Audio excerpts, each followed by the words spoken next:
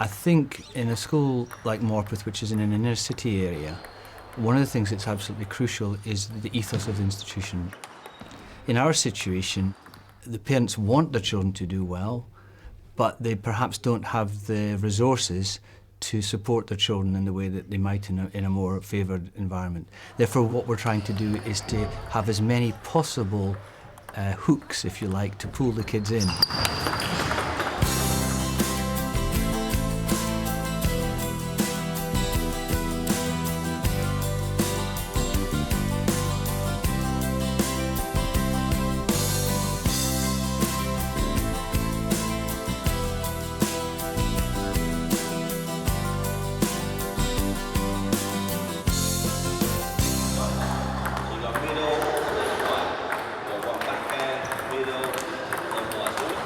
These kids come in from 7 to 9 most mornings, off their own back. They're incredibly committed. If players are keen, we try and push them further. They play on the national tournament circuit at weekends. For these kids to be exposed to some sort of excellence is really key. I think obviously fitness, fun, as well as improved self-confidence, and their table tennis is improving incredibly. There's some orange juice, please. Yeah. Our table tennis must be here. Here's the way. I believe the Breakfast Club provides a really good service for many reasons. One, many of the kids rush out in the morning without having had anything to eat. And it's a really nice time of the day where we can set up things for them, pleasurable. They can start off the day really well. Oh. It's not that we just provide them with breakfast, we talk to them. You know, if they've got difficulties, they will say, you know, because it's quite relaxed, quite open.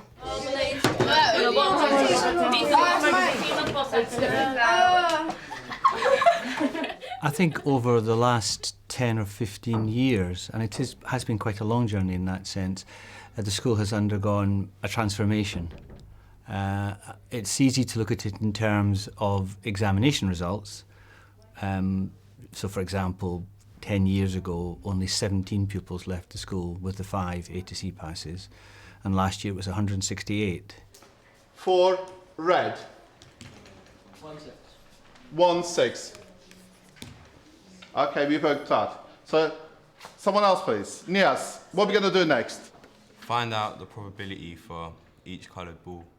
But I think also we would see it very much as a change in terms of attitude as well, with raising of aspirations, with an engagement of the families in education, and commitment to school and wanting their children to succeed.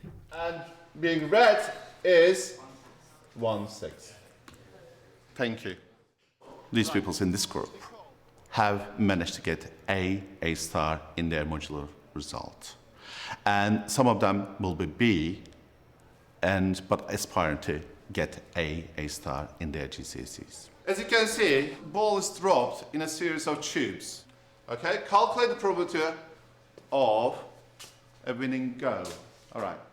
I think we stretch more able pupils through these classes.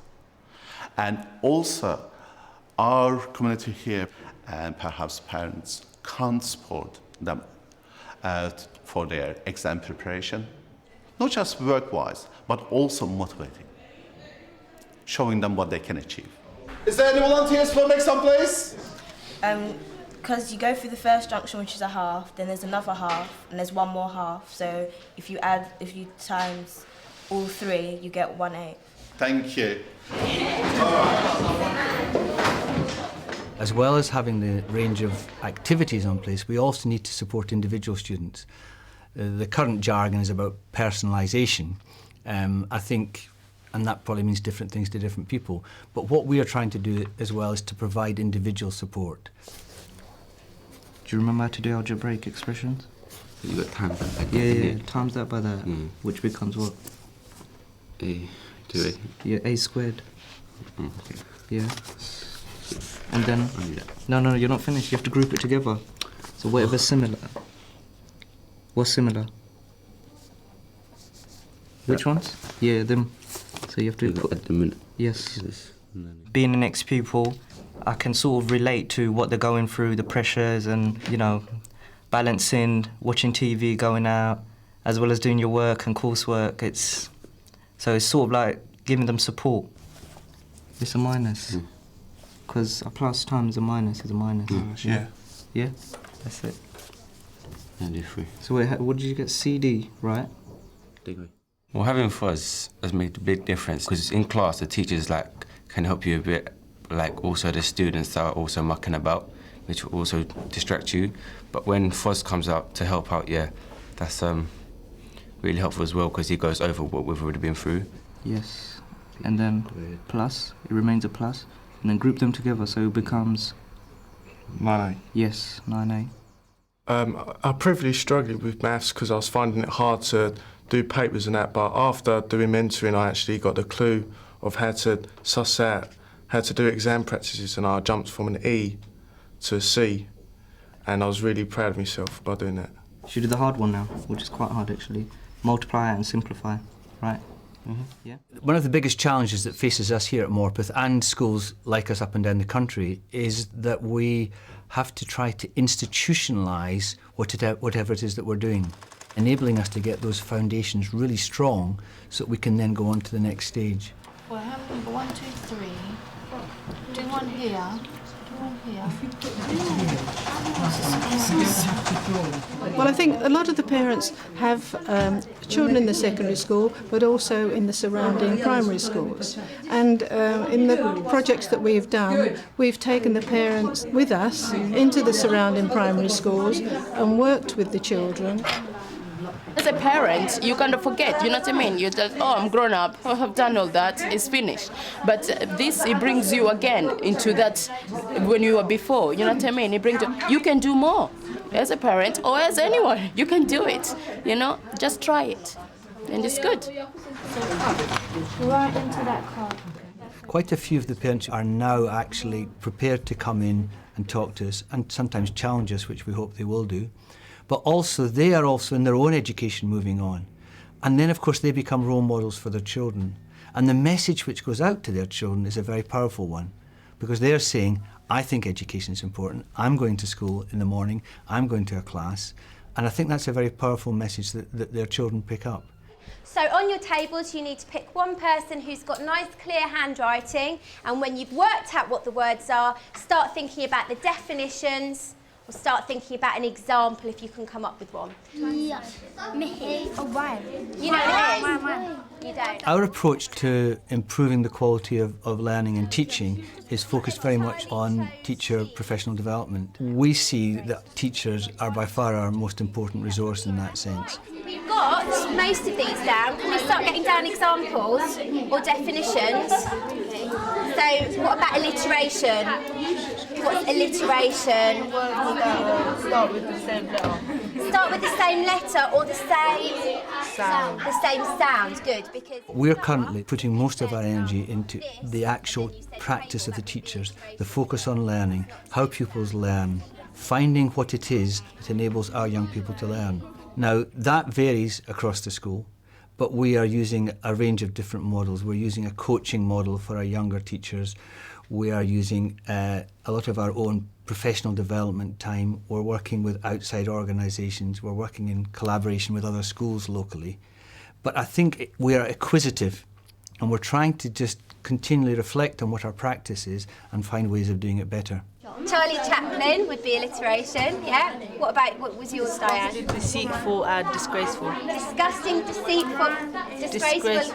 Excellent. Okay. So our learning intentions today is we're revising these poetic features that you've been looking at, and we're also going to try and use them in our own writing. This is my 5th year as a qualified teacher, and I do really feel like my teaching has really come on and progressed. I get an opportunity to see a lot of other teachers, not just in my department but in other departments here, and it just means that your own teaching style is constantly evolving, and you're constantly kind of trying new things and taking on new ideas, and I think that's really important and helpful. Cameron, can we hear yours now? The moon. The moon is like a human head just floating in mid-space. The moon is like a lonely person far, far away. The moon is like a circular disc just sitting on no base. The moon is like a person. He has one bright and dark face. That was absolutely lovely. That was fantastic. Really enjoyed that. One of the critical aspects of the school culture is the young people actually wanting to achieve and being prepared to own up to that. We have been, I think, successful at year 10 and 11 in developing a critical mass of young people who want to achieve. Once you get over that tipping point, then you suck in more and more young people, because I think the majority of young people want to do well. How dare you? You guys, how dare you say that? Drunk blood. I've lived in your house for 14 years. You really believe this girl? My favourite subject has to be drama. But I would love to do something to do with business when I'm older.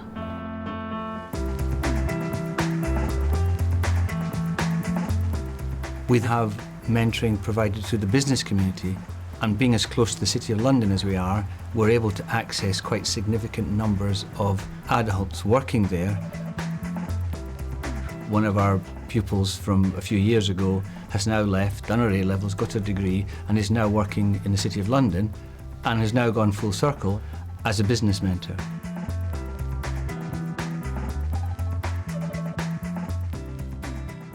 When you had a business mentor, what things helped you most with your career decisions? The business mentoring program helped me to mingle with people that I wouldn't have before, because I'd never interacted with people from different social backgrounds from myself, because in Tower Hamlets, as you know, it's mainly Bangladeshi population. Yeah. So seeing that, and also the motivation that I got from actually achieving good GCSE results and A-level results, a lot of doors opened up for me, and that was one of the reasons.